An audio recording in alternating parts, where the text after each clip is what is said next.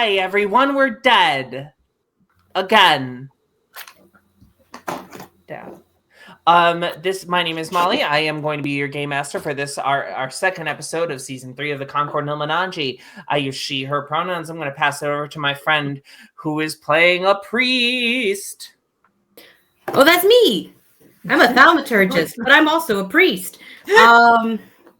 But I don't talk like that when I'm playing my character. I talk like this because he has a little bit of a Germanic accent. Not from any place in specific. His name is Kendall. His pronouns are he, him, but mine are she, her. My name's Isabel, and I'm going to throw it on over to my buddy wearing the moon dress. Oh, okay. She's out of this world. Okay, that one would have been worse because there's stars on Scarlet's. They're ink spots. Oh, I specifically okay. said moon because I saw I that understand the conflation. I'm Adora. I use she, her pronouns, and I'm playing Celestrina, who also uses she, her pronouns.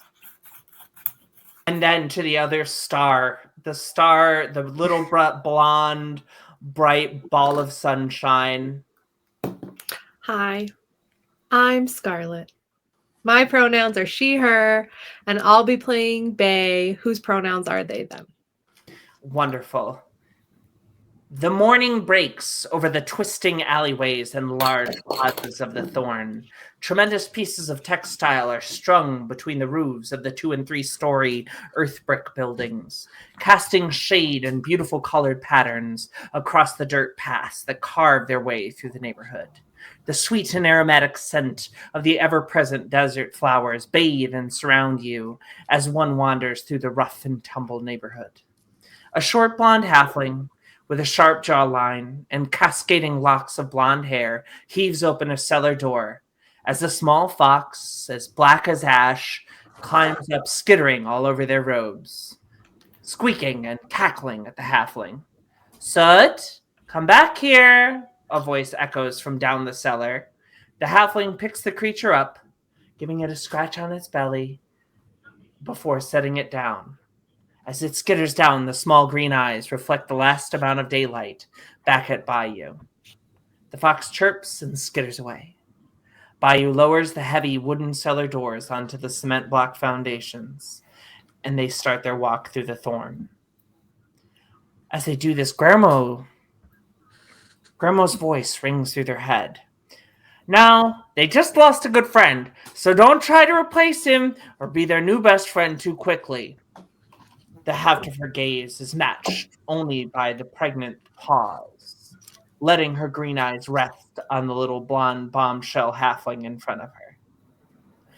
Don't push them into things they're not ready for, but they may be the only people outside of this office and that embassy that will trust the veracity of the contract you found. We need their help. Do what you must to support the embassy, but whatever this Jin of Ankara di Veden has in store for Admors will not be good. It's ominous at best that the 5 blades will come from all over for a meeting the same night as that contract is to be executed.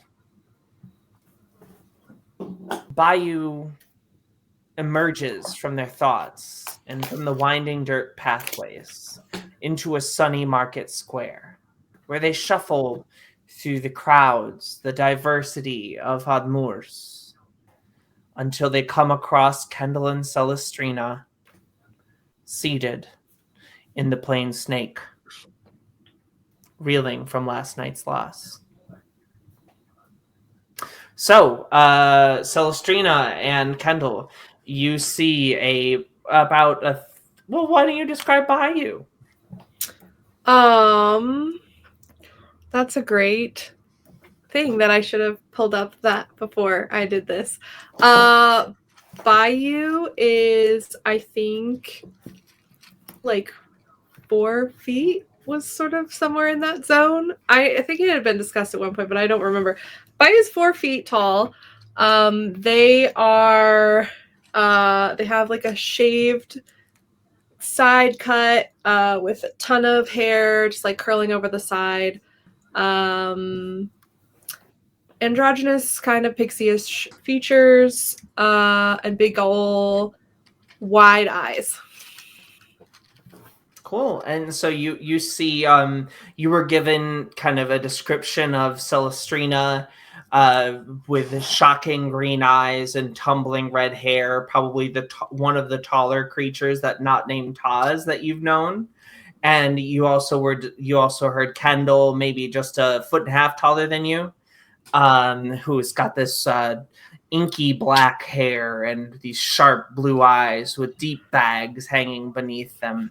And these two are both sitting looking like their world has just been shook upside down with a plate of croissants in front of them. How do you approach? Honestly, I feel like when plates of croissants get put in front of me, it usually shakes my world upside down. That's fair. Faye looks down at the plate of croissants that they've brought with them as a gift, and it's just like, darn it!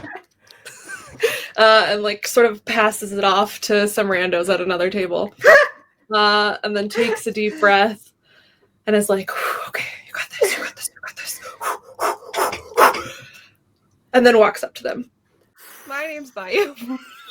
The manager walks over and is like, oh, Bay. Oh, I'm so happy that Bay you're is just here. like beet red and just like reaching back for the tray of croissants, trying to recover them again. I feel like Kendall is just staring at Bay, like not doing this laughter thing I'm doing. He's just deadpan staring at Bay, like, what is happening in front of me? This is definitely out of character.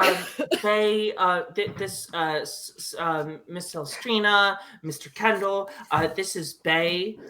He's not very good at meeting people.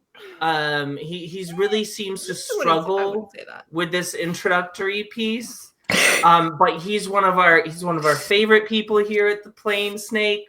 You know, he grew up around in this area. I knew him when they were just this high. Okay, you can go. You can go now. Thank you. Okay. Thank you so much. Hi, I'm Thanks. so sorry. That was very embarrassing. My name is Bay. I am here, hopefully, to talk to you guys about the experiences you had with Hirja and Estepena. Disregard everything I've said before this moment. As you wish.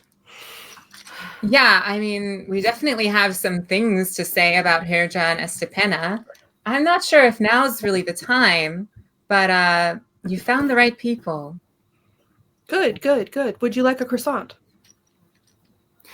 Kendall looks down to the croissant. Why not? That he has been picking at layer by layer. That he has just been like peeling apart. And then he looks at your croissants.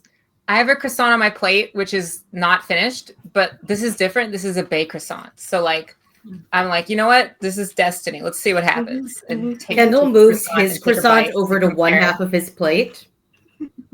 And then takes the Bay croissant and puts it on the other half and starts peeling it in the same way, as if making a comparison. You know, Seconds. Places like this, they never use enough butter.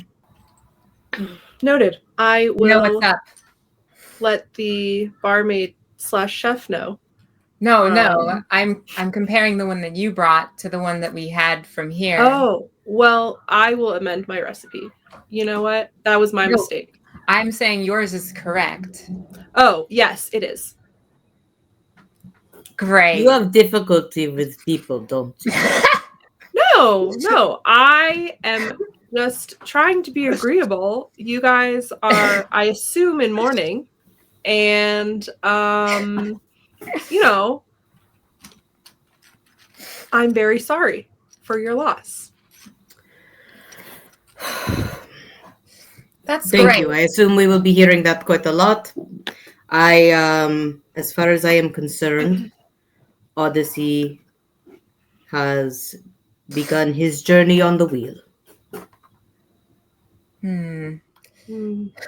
Yes, and may he go round and round. Not that I'm really in the mood to get into it right this second, but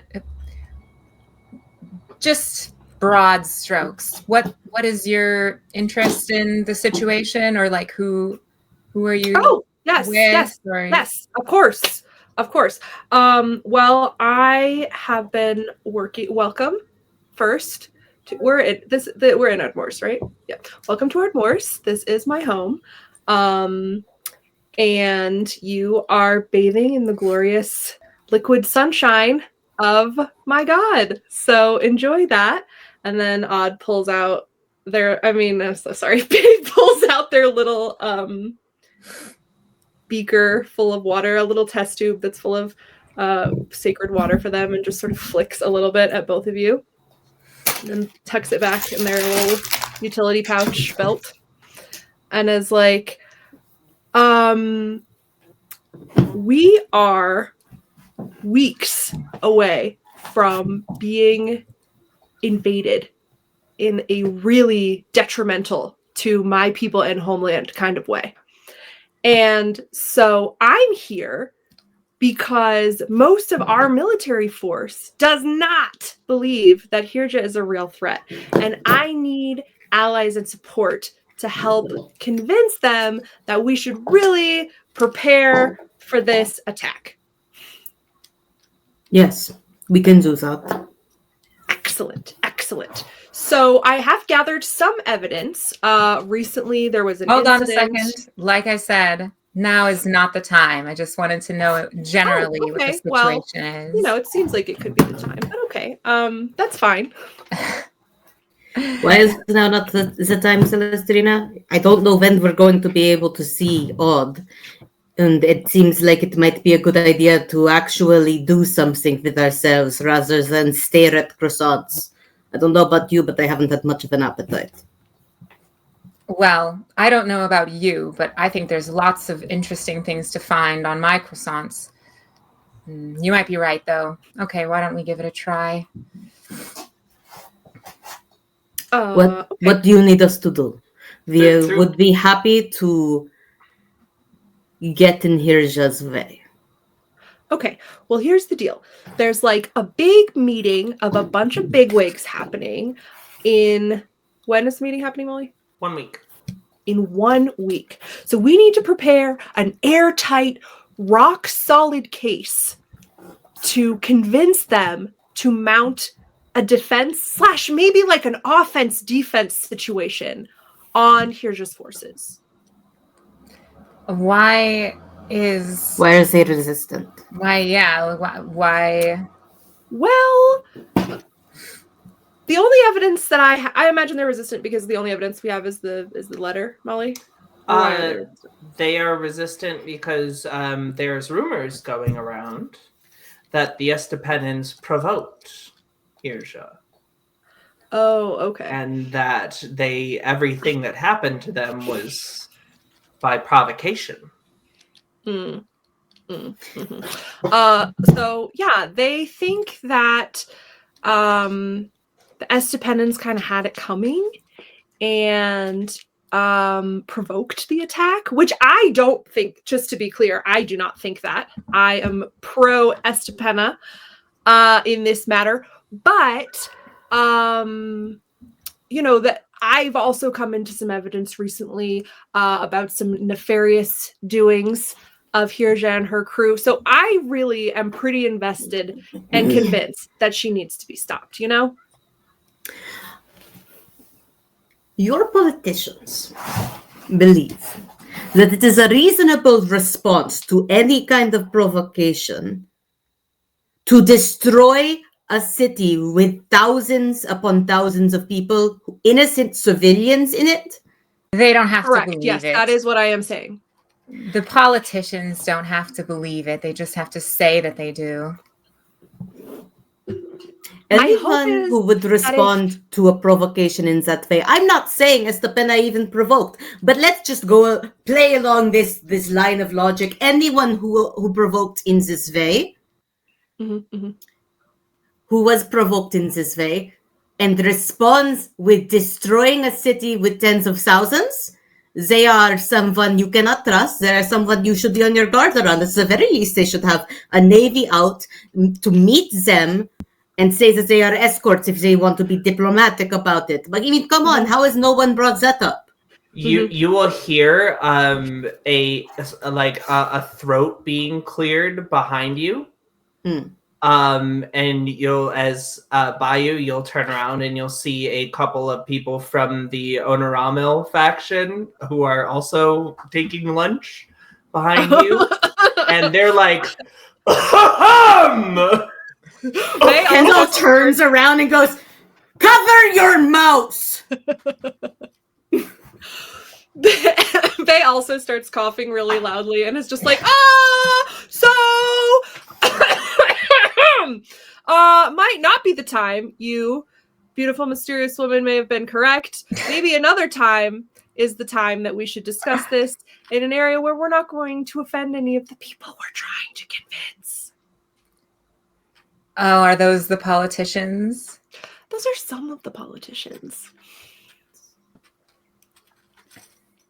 Fine. Eats croissant. Eats croissant. Hey, that's the first thing she's eaten all day, you know. I imagine that you guys probably want to be able to say your goodbyes to your friend. They haven't let you in yet? We're waiting for clearance. At the very least, we need to, be able to see what happened and we know almost nothing. Well, I'm going to talk to some people and see if I can get you guys in there. There's a lot of bureaucracy and red tape around here, and you just kind of have to know who to talk to, and I know who to talk to. So just give me a little bit of time there, and then maybe later this evening we could reconnect. Circle back. Thanks. I'd appreciate that. More croissants. Gestures with croissant. Can I do that, Molly? Who can I? Yeah. If you want to, so you're gonna head back to the embassy, or you're gonna. I'll probably try and. Todd's the person I think I should go and talk to for this. No, not at all. But yeah, that's a cheap sending spell. I feel like Todd probably know. Yeah, I agree. So yeah, I'm like, Taz, I need to get some people into that murder scene that just happened. Who do I talk to? And then you'll get kind of like a lilting cursive that's like a little bit like a really flauncy. You'll get like oh, they should be good to come at, and it kind of like ... and then it'll say 12:30. Like noon, okay, lunchtime. Yeah. I'll relay that before you guys head out if I can. I'll try and catch you, or I'll go find you. I'll relay that message to you in whatever way. Yeah, we are stuck here. They told us we had to stay here. I'm telling you this out of character. They told us we had to stay here. Okay. So I think you can come back and fetch us if you want and take us there. Yeah, I'll wait until 12:30 and then I'll come back and be like, it was really tough. Had to pull a lot of strings, but I got you guys in. Anything that y'all are trying to do in the morning? Go out to that market, just kind of. All right, cool. So Bayou comes back to. You're muted, Isabel. I think is sending something that you can go to a market and ask somebody to send a sending to someone else. Is it something like a postal service you could do, or? Yeah, sure. Yeah, I mean, there are hedge mages that are employed around the city that are like functionaries, so you'd be able to pay a certain amount and get a casting. Yeah, I think that Kendall would have would have gone to the market to send a sending to the Silver Quills. Silver Spear, gotcha. Silver Spears, sorry. Silver Spears, and let them know what he knows, which is basically nothing, but that Odd is dead. And that he is going to find out more and let them know. Right. Alert the family kind of deal. He doesn't know what's been sent back home, so he wants to make sure that that base is covered. And then I think he'd send a sending to Fallred, basically saying, well, we never figured it out, and Odd's dead. So to the first sending, you'll kind of get this response. There's this taller elf that has longer red hair that kind of keeps it really tight up in a bun. And typically wear the greenish robes of the silver spear with the twisting moonblade pin. And she'll kind of respond, like confirming that she understands what you said. She's sorry about your loss, making sure that you take time to take care of yourself and engage with the wheel. You know, the wheel has its wisdom. And then Fallred will say, I'm so sorry.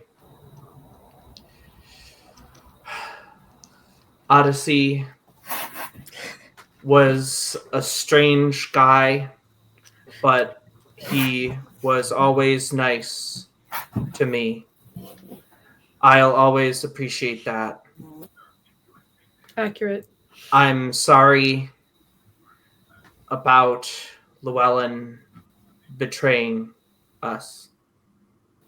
And that's 25. And Kendall's not going to push that further. He just wanted to tell folks. Yep. I'm assuming that we know that that's what happened. I think we're making that assumption at the very least. Well, at least they told us that Odyssey was found dead at the lab and Llewellyn is gone. So yeah, I guess we can assume that. Yep. So, 12. The time. You know, you as you meander through the late morning, Bayou will slip off and do some market errands. You know, pick up reagents, refill their holy water, whatever they might need to do, and come back to recollect you. And you will make your way up through the Thorn to the University of Odmors.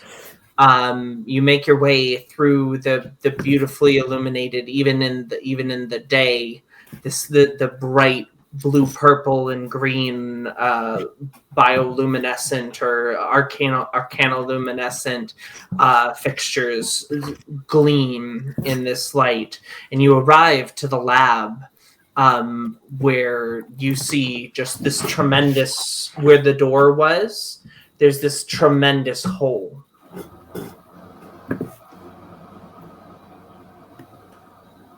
What would you like to do? If we can go in, I'll just go in and start looking around. Yep, you can go in. So as you approach, you'll see that two guards' bodies to the Malopelu, the mithril masked, featureless, just eyes and mouth, will be there dead. As well as you'll see kind of next to them Odyssey's body, and you'll see kind of the smashed, the moved sigil of silence.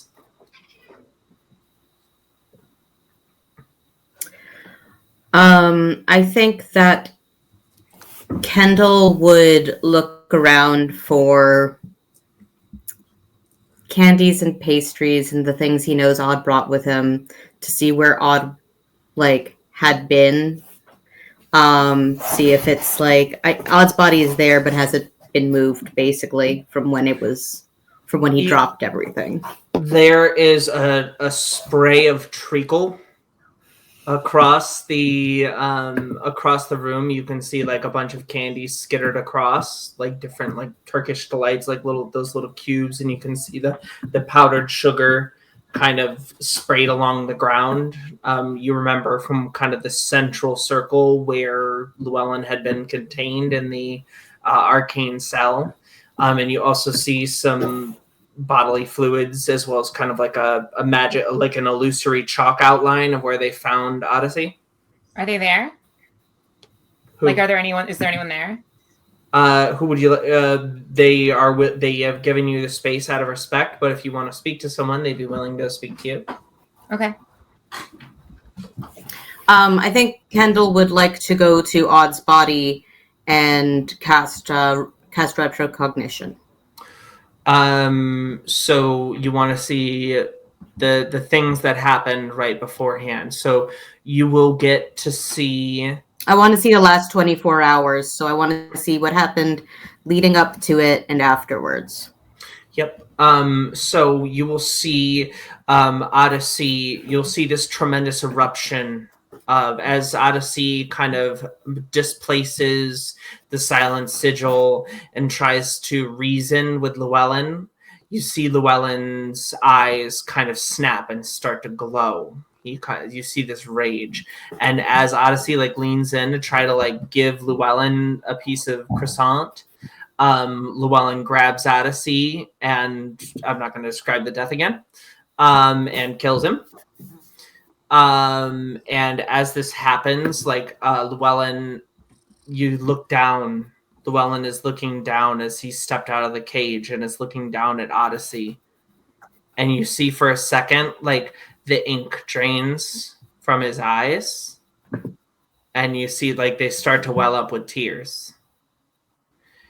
And as this is happening, you hear the door is starting to there seems to be clicking sounds at the door. They're trying to lock it down because they've heard something going on. And as this happens, Llewellyn is absolutely not. I'm not getting trapped in here. You can see him turn around, and the darkness rushes back into his eyes. And as this happens, a small ball of eldritch radiation is formed in his palm, and he runs up and he slams it into this door, and it blasts this big hole. And you see kind of half and half on this. Through the doorway, you'll see Llewellyn pretty quickly conjure up a blade made of shadow magic and dispatch with these two guards, who are pretty fearsome looking people. You saw them as you were leaving, and it's I don't want to tussle with them. Llewellyn's on something right now. And then you see him turn right and head down towards where a library and a scroll repository are.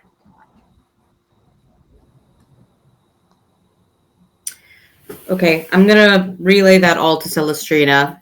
And I think when Kendall says it, he's going through it very slowly. I think Kendall, I'm assuming the way retrocognition works is he chooses to see the last 24 hours. Yep. And I think Kendall sort of slow-mos as much as he can through it so that he can get the details right. Right. And so he relays it very slowly to Celestrina. And then when it's over, he closes his eyes for a moment, looks down at Odyssey, and looks over to Celestrina. Well, I guess we took too long. Maybe we were too idealistic.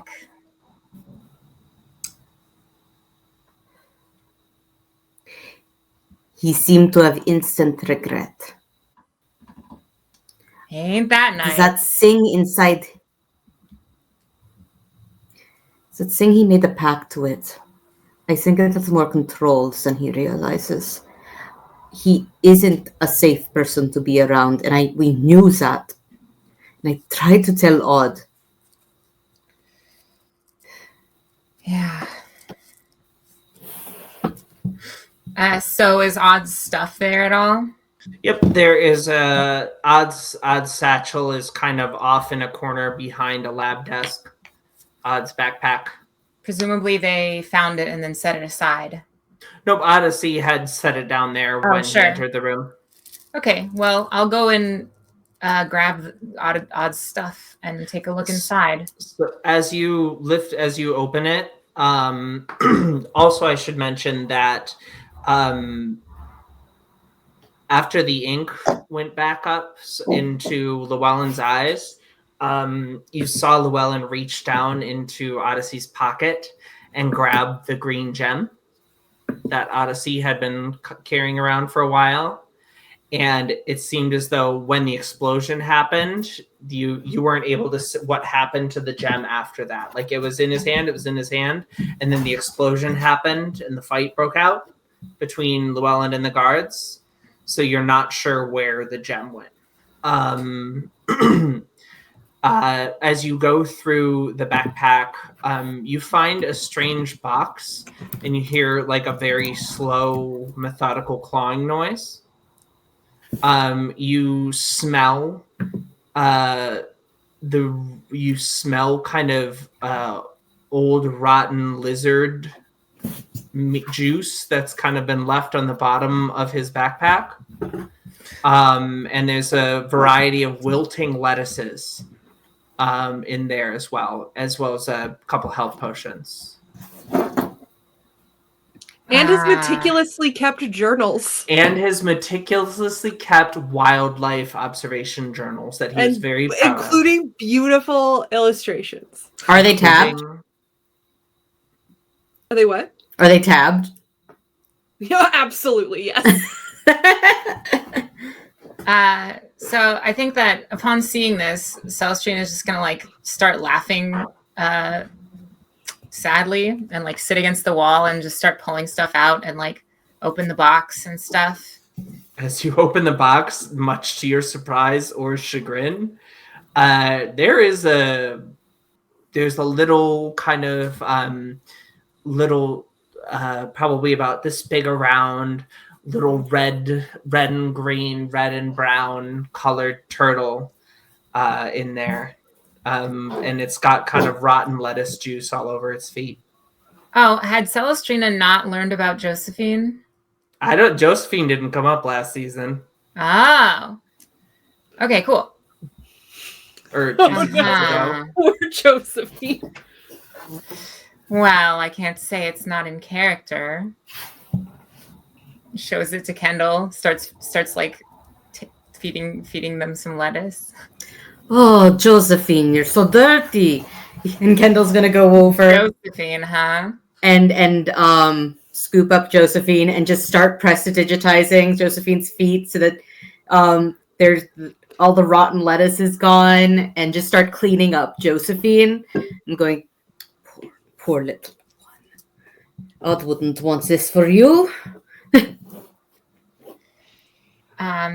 Yeah, so I think that like Celestine is feeling very wry right now. So just gonna start kind of like flipping through the journals and everything.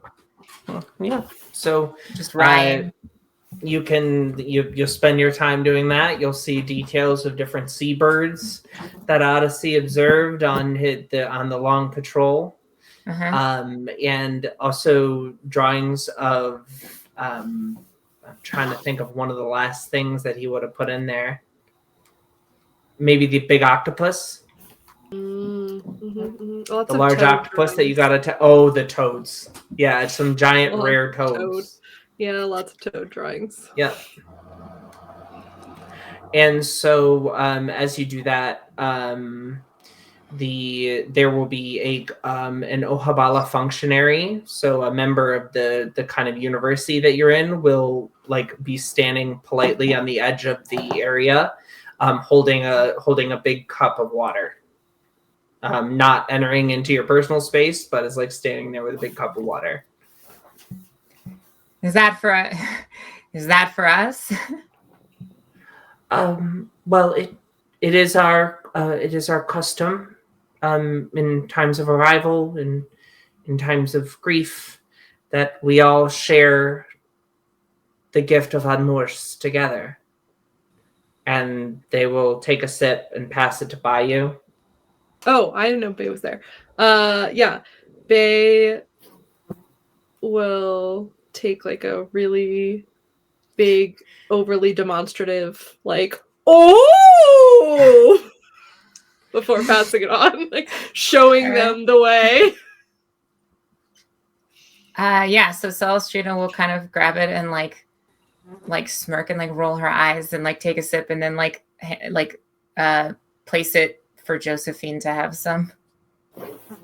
Kendall, Kendall, your arms are full. I can't, you can't have it. So your arms are full with Josephine. So I'm going to feed Josephine the water.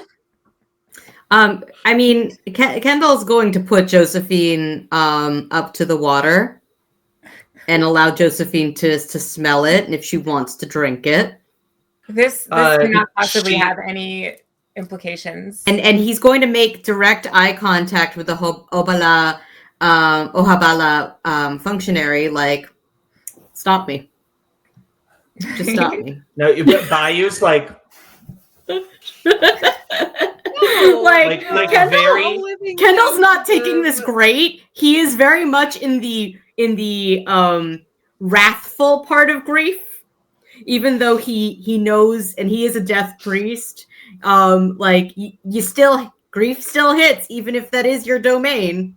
Yep. And he's very much in the fuck everything side of grief, and this is as far as he can tell the only living part of Odyssey left. So he's just going, stop me.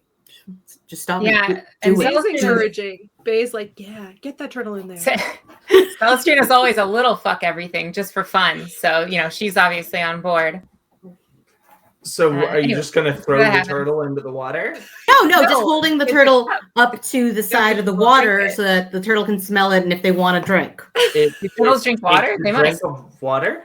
Yeah, and it's normal. It's cool. And then offer it to Kendall as well. Super normal. And then Kendall will take a sip. Cool. All right. And they will nod. When you're ready, I have additional information about what happened outside of this room that I have been okayed to share with you. Shoot. Your friend, well, whoever they are, went down to one of our storage areas for magical scrolls, and they ripped out a number of the protections that they had there. They killed a few librarians on the way as well. And they grabbed a scroll. They grabbed 3 scrolls of teleport and 2 scrolls of teleportation circle. And also a book about Hodmore's, like an ancient book about Hodmore's journey north to break the dam, was also stolen. Well, I'm sorry to hear that. Guess it gives us some clues, though. For example, we know that he's completely gone, and we have no way of figuring out where he went. So, appreciate it. Yeah, I'll be honest, I do not like that guy. Those librarians were some of my very good friends, and not a huge fan. You don't like Hirja, is really what it is. That's not the actions that, as far as I can tell from what I knew of Llewellyn, he would have chosen to do freely. He's, as far as I can tell at this point, no longer the Llewellyn that you knew, Celestrina. He's a pawn.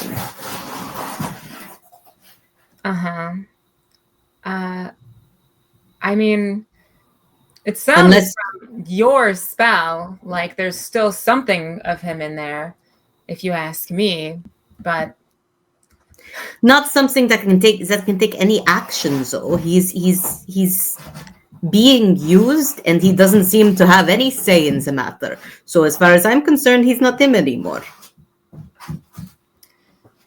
Beautiful. Trapped in a body. Of who he is, I don't like him. Thanks. Guillermo's voice rings through your head and is, don't push them into anything that they're not ready for. But I support you. I think at this time, Josephine slowly walks over to one of my caterpillars and like boops it, and the caterpillar like boops her back. That is all. You may continue. A mutual booping. Would you tell me again, Molly, what Llewellyn stole? 3 scrolls of teleportation, 3 scrolls of teleportation circle, and a book about the area that Admurs went when they broke the dam. Like historical records of the area from around the time of the dam being broken. Okay, thank you. All right. Well, I guess we better go talk to your person then and help you with your rock solid case or whatever.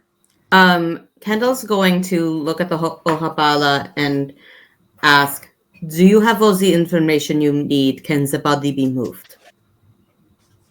Yes, we do.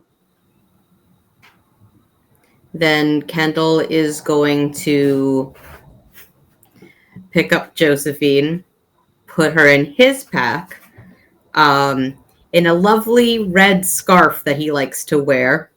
Just going to cuddle her into that, and then put her in his pack, and put his pack on, and he's going to attempt with his great 8 strength to pick up Odd.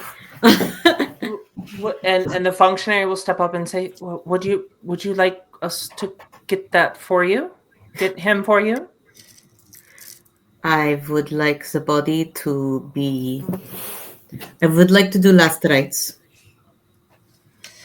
Okay, I would like we can teleport the body for you. We can transport the body for you. And you see a disc, kind of like a disc of force, like not burn last into rites, life. funeral rites.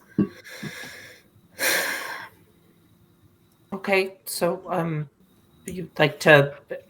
Well, He's going to allow them to help, yeah. bury him? So this is interesting, and I kind of never thought about it until this moment. I don't actually know how a elvish funeral works. Well, I know that it would feel be like very... specifically Odd, you have had a conversation with Odd in your long time of companionship together where he very specifically told you that he wanted to be fed to wild animals. That's what I assumed, actually. And I was thinking about it, and I think that is something that if Molly is amenable to, I think would make sense in the cyclical nature of the theology of Kindred. And I think that might be something that is not necessarily the most common funerary practice, but is done. Mm-hmm. So it's very kindred. Specifically sharks. Okay, so then they would lift Odyssey's body up on a floating disc, and bring the body down to the water line near the thorn, and some fishermen will be by you, and the functionaries will call in some favors and have fishermen throw some chum in the water to get some sharks kind of whipped into a frenzy.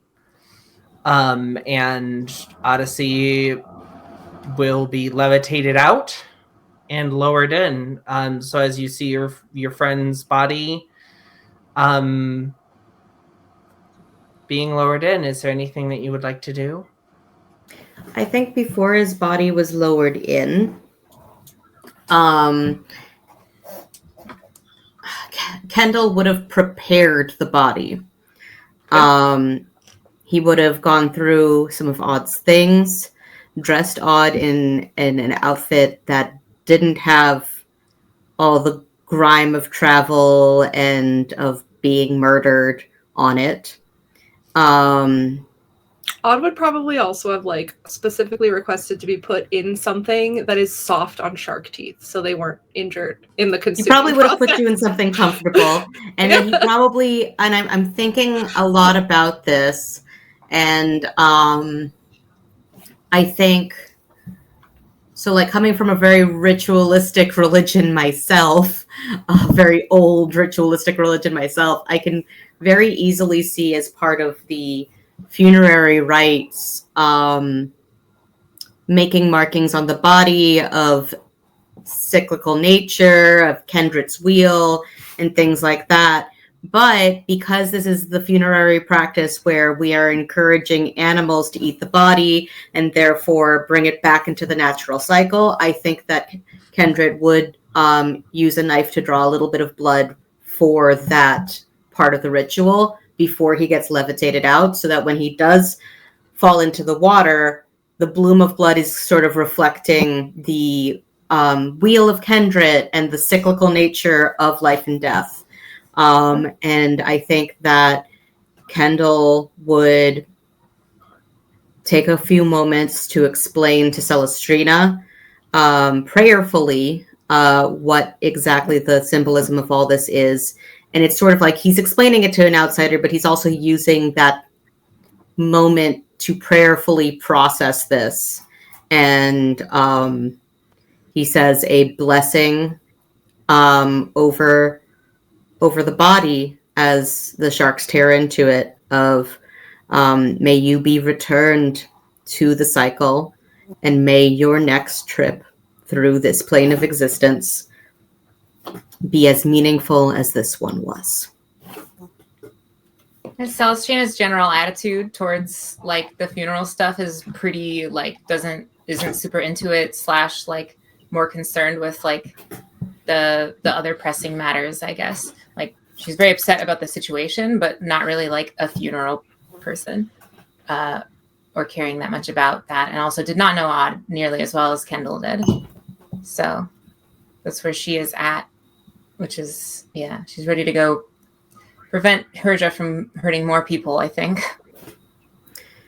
And I think Kendall's barely holding it together for the funeral, to be perfectly honest. Cool. And so as this is all happening... no, she lets you, like, process at her. Like... As all of this is happening... Can I make, like, a final odd request? Yeah. I would like for like the spirit of Odd. You guys, I assume you're like around. How are you? You're out. You're not in the water because there's going to be like sharks. We're probably in a dinghy.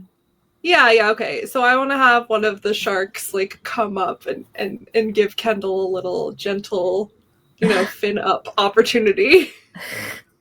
So it's clearly like a spiritual goodbye from Odd. You see, in typical Odd fashion, a shark will come up, kind of put its nose near you, its snoot near you. It will cough up a single ball bearing. Carrying that one around. Kendall immediately goes to fish it out of the water before it sinks. Right, Kendall's the only one who was there left for the ball bearings. Puts that in a pocket close to his heart. And so Misfortune's favored child is laid to rest here in the Great Bay of Admurs as the sun beats down upon what remains of him and his friends who have to continue on the quest that he started just a month ago.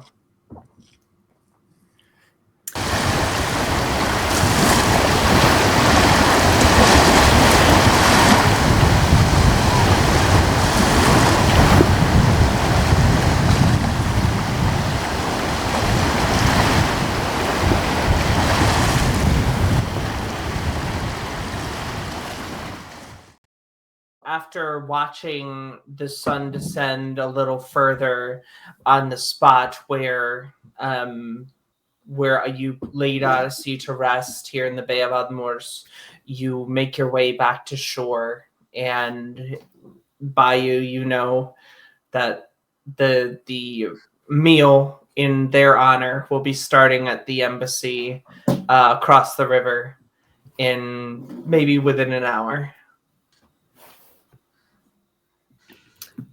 Hey guys.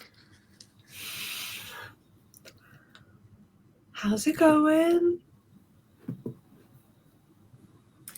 Kendall is just gonna Hey. like look over to you and go, well, I've just put to rest someone I've known since before I went on this quest for a few years. So it's not going great. I think the vibe is like Celestine is like comforting Kendall. So when you come over and you ask that, and then we like both look up, and then Celestine gives you like a look. So it's not Before going Kendall answers. great. I see that now. All three I of think you he actually roll- does laugh a little bit at that, like, because it's like, I don't know what to say to you right now. Everybody roll me a d20. Rolling dice. What is this? I know, this is a parlor art show. I'm sorry. I'm breaking the rules. I wasn't prepared. I have a 20 on my die. Ooh. So I rolled a die in Google because I'm in my shed, and I forgot to bring the dice with me. Oh no. And it gave me a big fat 1. Okay, Bayu. 14. Okay, and roll another d20, everybody. Can we roll the same d20 again? Sure. 16. I do have another one. I just wanted to know the vibe. 10. The plus D20 must be What'd you 6 get, if you Scarlett? didn't hear me the first time. 6. All right, cool. Thank you. Okay, so in character, I'm guessing it's time to go and meet your friend. Oh, well, you know, I maybe misread the vibe slightly. You guys, you take your time. I didn't mean to push It's fine. you It's fine. or Thanks. anything. No, we should go. Let's go. Come on. Okay, cool. All right, good. Because actually, yes, it is time. Uh-huh. You're very helpful and honest. But there's going to be like a whole feast for you guys. I know it's maybe not the vibe right now. I get that. But just like, you know, consider what we're doing for you. You know, it's kind of a big deal. We're not like a resource rich we're not like a resource rich place. So like just, Like you pats know, me on the head and just like walks off, not listening towards whatever like, boat or whatever they're taking across the I river. think that went well. So you start Bayu like after being totally dismissed and then It's being really shamed for being short. Kind of like runs up ahead and starts leading you through this main street that navigates you past the University of Ardmore's to one of the great bridges of the city. And as you start to cross the bridge, you see this tremendous ziggurat. You've been seeing it from a distance, but you see these gardens erupting from around its base and functionaries with brilliant mithril masks moving throughout the different levels of the temple from this distance that you're at. And as you reach the peak of this bridge, you see down into these beautiful lush gardens and these beautiful fountains and these representations in fresco of Ardmore's the Djinn breaking the dam and bringing sweet water to the people of the Daggerlands. And as you descend, you come down into this pretty thoroughly walled off area, and there's rows of vendors along your left and rows of vendors along your right selling whatever bric-a-brac that they might have acquired.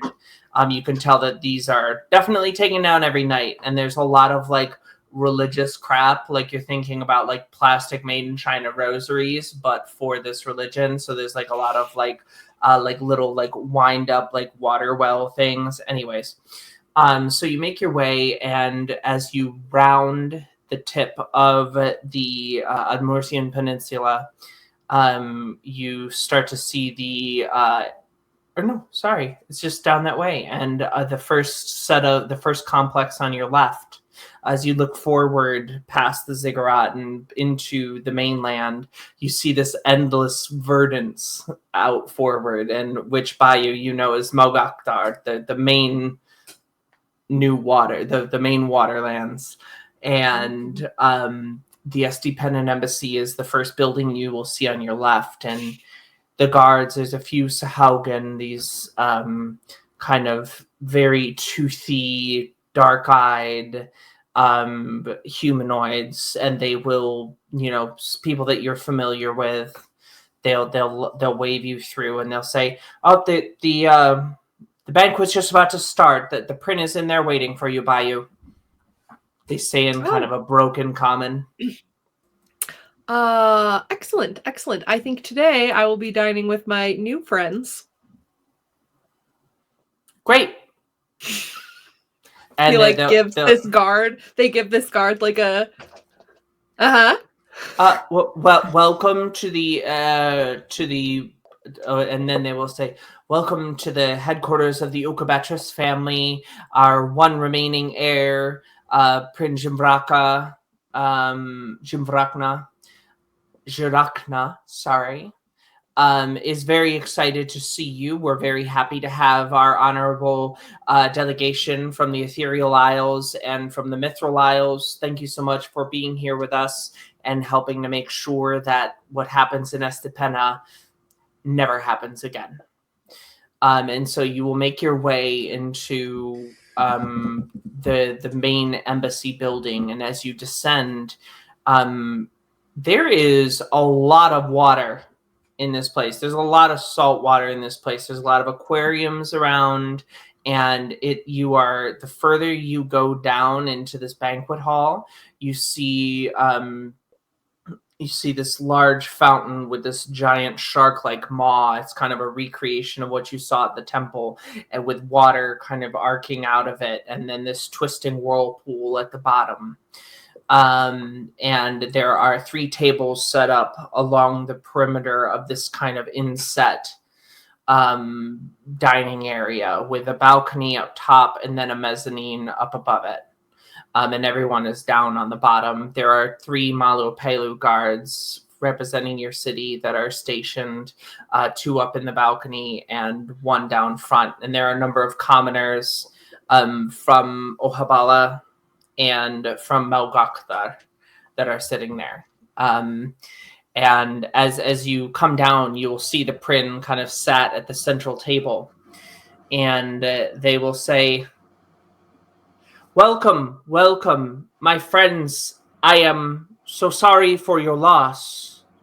May your friend Odyssey join the tide and be one with the deeps." And you see all the Sahaugan will kind of this is like a religious nod to your loss. Salestrina is gonna kind of very casually take a seat with her arm over this thing. She'll be like, "Yeah, well, I suppose the lot of you are still probably smarting from a loss of your own that maybe of a little slightly different caliber, right?" Smarting might be an understatement, but yes, But I think that we can both relate to that. In any case, I'm happy to see you. We have some stuff we got to show you, right? I would be happy to discuss that once my friends have all eaten and gone home. Once we are all lugubrious with wine, shall we? All right. And he just leans over and they're like, "I told you, it's kind of a big deal." And so there will be kind of a series of toasts where the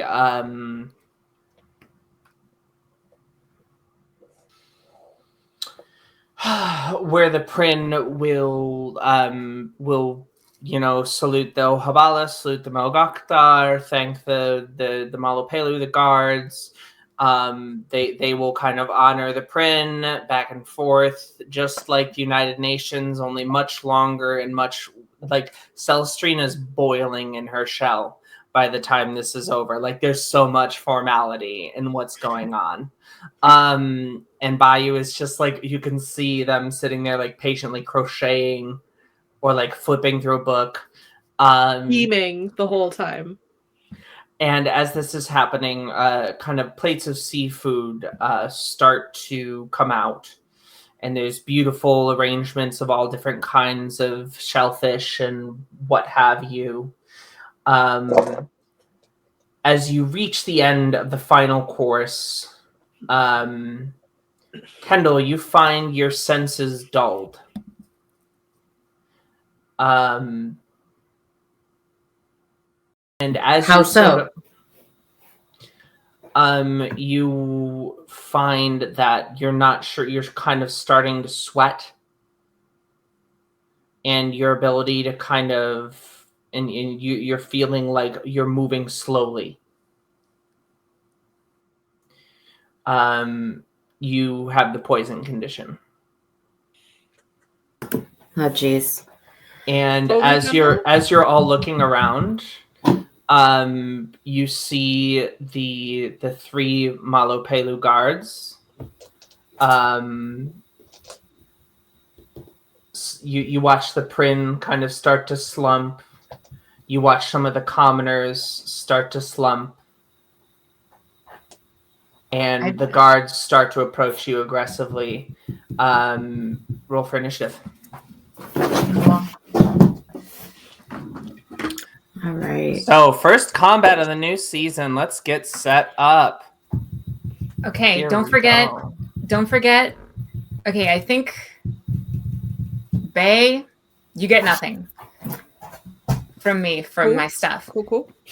Kendall, don't forget you have aid. Okay.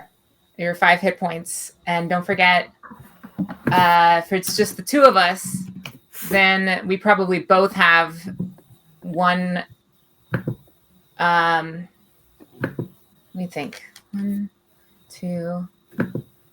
Let's say we both have fortuity conflux each. So just remember that, and then you have your hit points, and that's it.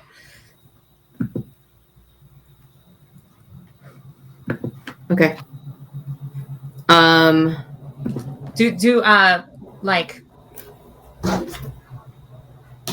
Okay, so Kendall has the poison condition.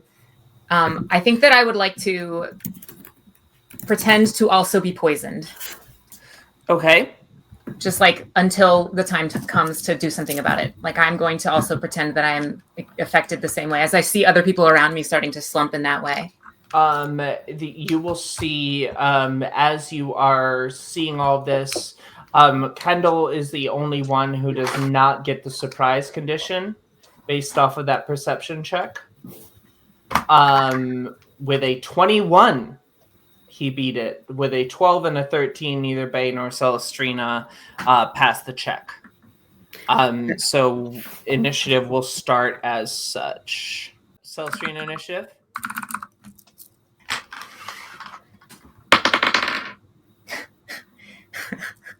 Okay, I think that's 5.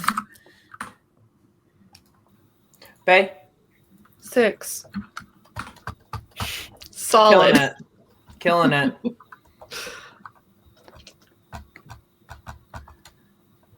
Alright, just making sure our audio is still good. Yep, looks like we're still good. Great. Our map is looking good. We don't have to move all over. Heck with this. I'm gonna assume that I have 2 caterpillars and that they're like hiding on my person currently and nobody knows about them, or that they're like, can do Sure. stuff. I will drag them onto the board for you. Cool. There they are. You can see them. I should find some cute caterpillar art or make some or something. Well, Sorry for not being the most prepared version of myself, y'all. Thank you for bearing with me. we're happy that you're here. Okay.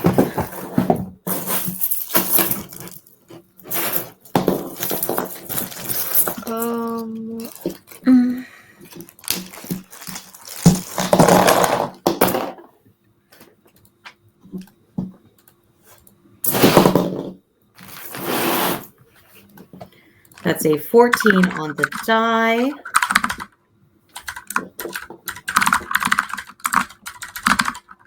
Adobe Acrobat can just get its stuff together. Do you have your sheet? My sheet in front 15 of or you? 16. We'll just say it won't matter. Okay. And so as this all starts to happen, you see this mithril masked creature hanging down from over the balcony.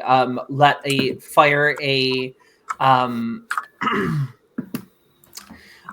a bolt of a poisonous dart toward. Well, you just see a dart. How would you know that it's poisonous?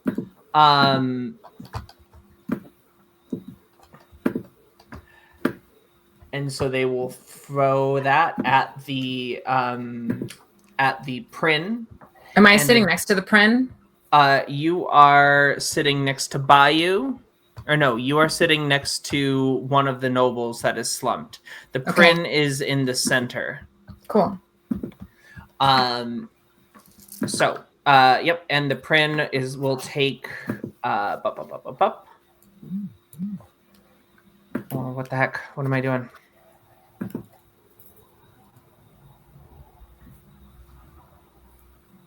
The Prin will take 9 damage as the poison moves through its system, and it seems to be. It's not bloodied, but it doesn't seem to. He doesn't seem to be. They don't seem to be doing well.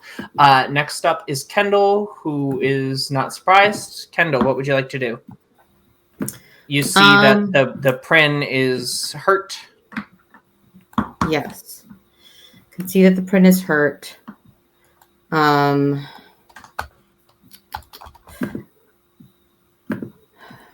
Kendall's not surprised.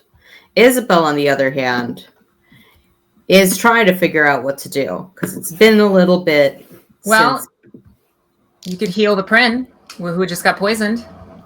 I don't know if it's like a very deadly poison, but it could be. You don't know. This person's not like a D&D character necessarily. Yeah, I'm just looking at my spell list from my sheet, and do I even have healing right now? Nope. Oh, right. So there's that. I think that I guess you could, blast. What? I guess you could like blasty. You're not the healer right now. You're just like the big blasty mage who does big showy spells. I do big showy spells. Yeah, that's basically what I'm doing now, I guess. Cool. These guards, the ones that the ones that are coming at us, have they been shown to listen to the Prin? They have respectfully acquiesced previously. But it doesn't look like they're usually following the Prin. They are, yeah. You wouldn't know too much about this faction, but you would have seen a number of people that are dressed like them moving in and out of the big temple.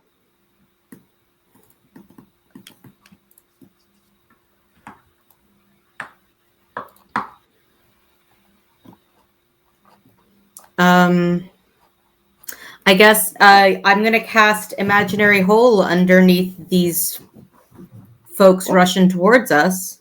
Nice. I have lost Scarlet. Did y'all lose Scarlet? Oh, yeah. I lost Scarlet. I have to choose one of them. Yeah. I don't think you do. Yes, you do have to pick one for Imaginary Hole. I guess I don't know what spell level you're casting it at. I'm used to being a warlock where we always cast things at the highest level possible. So when I was looking at Imaginary Hole, I was like, so I get to do this on 2 people. Sorry, I'm just going to look at the map for a second. If you wanted, you could cast Imaginary Hole with a 3rd level spell slot and do it on all 3 of them. That might be actually what I should do. And you also Sure. are a thaumaturge, so you can use a 2nd level spell slot and bump it up. I don't really know how that stuff works, but I'm sure you could do something. I don't know what I just put on the screen. Are you guys seeing that? Yep. I can delete it for you. It's fine. So I you was want just to trying to drag it so that I could see a little bit more. But it's being Foundry. It might also be my computer.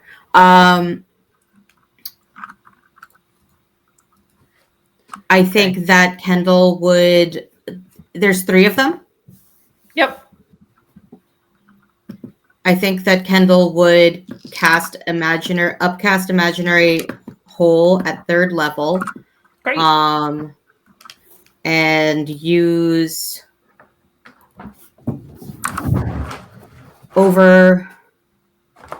overcasting to do it, so he's only expending a 2nd level spell slot.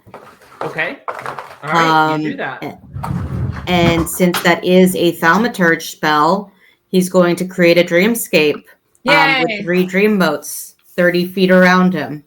Wicked. All right, cool. So our first, and that is a intelligence save. I believe so. Nice. Yep.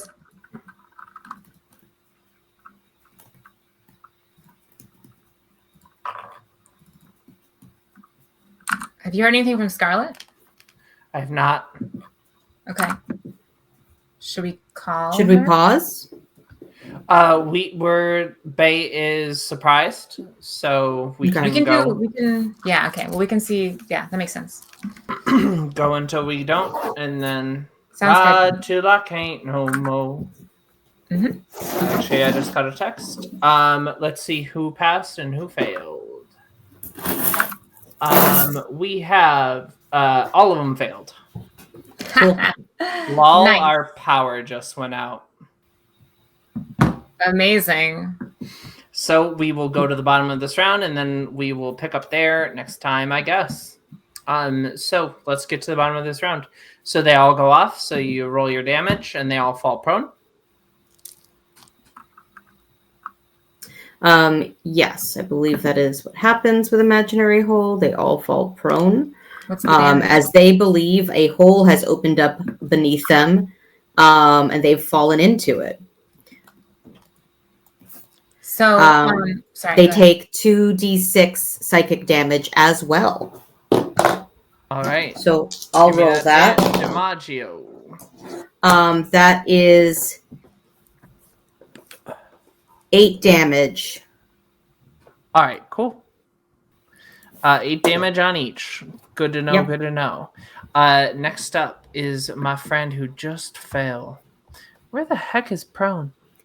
When I do the dreamscape, I believe as a bonus action, I am allowed to use one of the motes. That's Yeah. something I actually can do. accurate. Yeah. Do you want to mote? Roll Yes, for I it. do. I want to mote about it. All right. Roll your mote. I'll roll my mote. Indeed, I'm just pulling up the Table? Roll your table. mote Yeah. Molly. on the stream. So, is there like a Hello. person on the balcony and 3 guards, and that's it? You've seen a dart fly from the north balcony. You see the guard sit charging forward from the There it fountain is. in front of you. And you also see another guard perched up in the balcony. So the 3 Malapelu guards are including the 2 people on the balcony. Yep. Okay. So that dream mote sort of does a little colorful explosion and like colorful smoke, and oddly the colors are going to be the cotton candy pinks and blues that Celestrina's usually got on, as she gains 3 temporary hit points, which, as long as she's got them, will give her resistance to damage from magical spells. Nice. Awesome. All right. So, So gain 3 temp hit points. as you see, all 3 of these guards simultaneously fall flat. One of them and a short. Well, I want it to say 102. Thank you.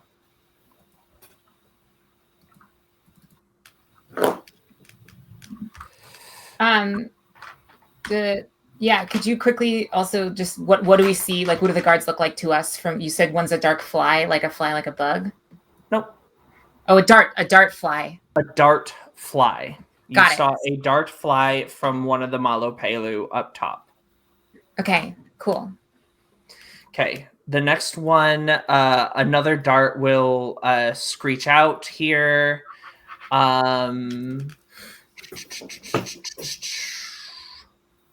See, what do we got? All right, actually, they will kind of call down a spout of unholy flame upon you, Celestrina. Make a wisdom saving throw. Wisdom saving throw. Sorry, dexterity saving throw. Dexterity saving throw. Make a save. Yeah. Okay. 6. All right, you are going to take.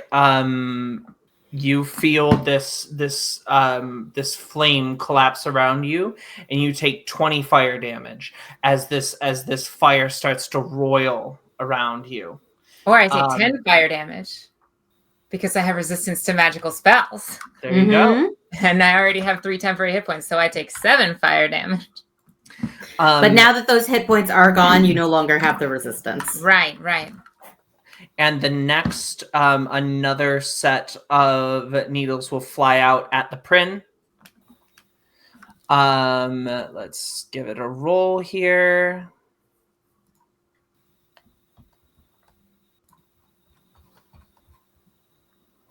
Want to attack. Normal. Great. 13. Does that hit you? Yes. This is Molly plays D&D with herself. Damage. Normal. Will be... already apparently applied. Minus 12. And then we got to do the con roll. And we'll save. So they take another 12 damage to Prin Jimbraka. And you see that the Prin is really, fluids are starting to leak out of the Prin. They seem to be on their last leg.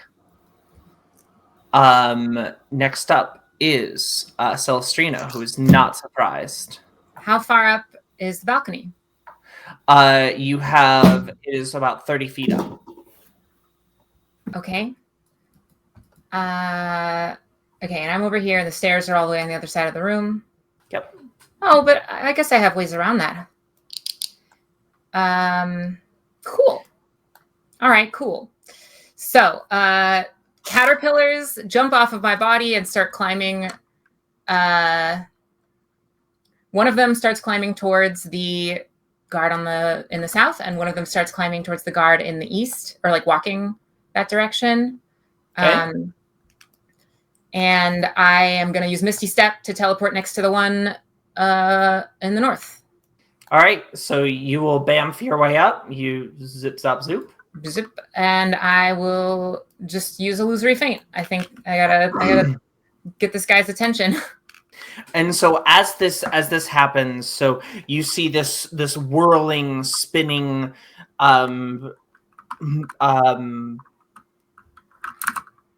pool of sand start to roil around Kendall as it starts to wrap its protective magic around Celestrina. Celestrina fights off this spout of flame, just stepping into the Feywild for a brief moment, blinking up beside this Malopelu that is assaulting the Prin, and will start to slice into him.